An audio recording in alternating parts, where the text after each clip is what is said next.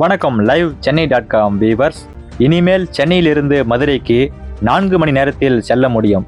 கேட்கும் போதே ஆச்சரியமாக இருக்கிறது அல்லவா? வாருங்கள், இதை பற்றிய விரிவான தகவலை இந்த தொகுப்பில் பார்ப்போம்.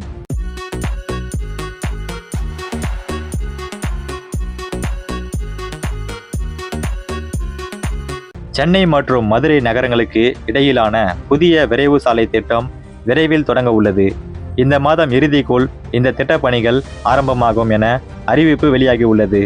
விரிவான திட்ட அறிக்கை தயாரிக்கும் பணிகளும் தீவிரமாக செயல்படுத்தப்பட உள்ளன.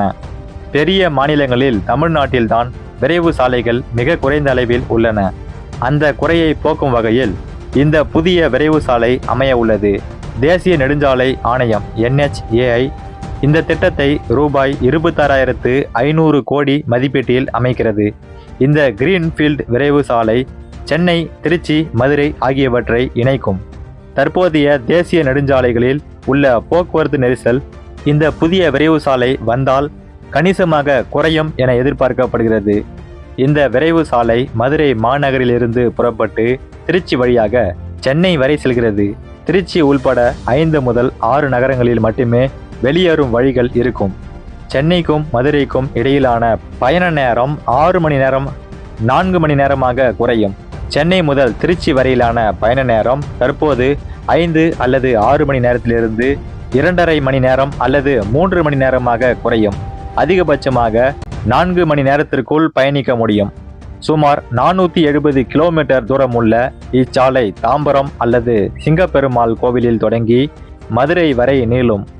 தற்போதைய தேசிய நெடுஞ்சாலைகளில் உள்ள போக்குவரத்து நெரிசல் இந்த புதிய விரைவு சாலை மூலம் கணிசமாக குறையும்.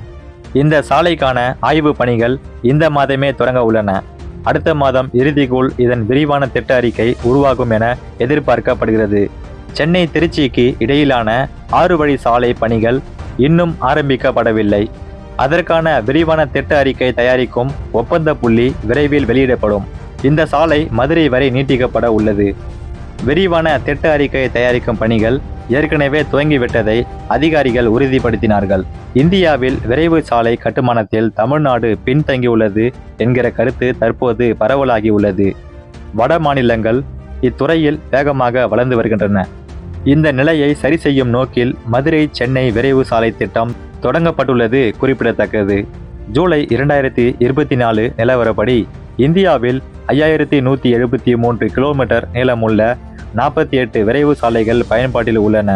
மேலும் 8772 கிலோமீட்டர் பயண தூரத்திற்கு விரைவு சாலைகள் தற்போது கட்டுமானத்தில் உள்ளன.